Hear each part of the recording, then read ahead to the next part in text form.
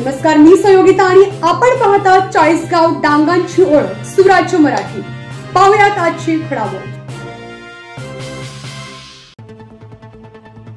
नमस्कार शेतकरी मित्रांनो, आजच्या व्हिडिओत आपण जाणून घेणार आहोत की ओला दुष्काळ आणि पीक विमा याबद्दल नेमकं काय करावं लागेल जेणेकरून नुकसान भरपाई मिळवता येईल।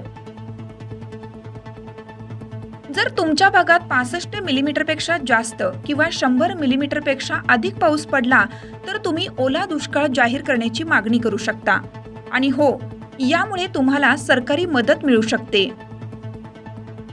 पण काय जर नुकसान भरपाई वैयक्तिक पातळीवर हवी असेल तर तुमच्याकडे आहे पीक विमा।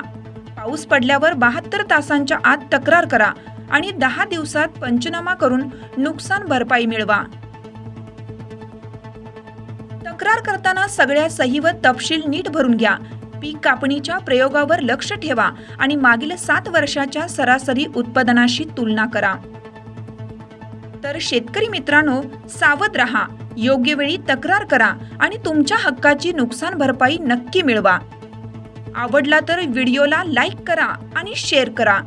जय किसान। आपल्या सुराज्य मराठीच्या YouTube चॅनलला सबस्क्राइब करायला विसरू नका।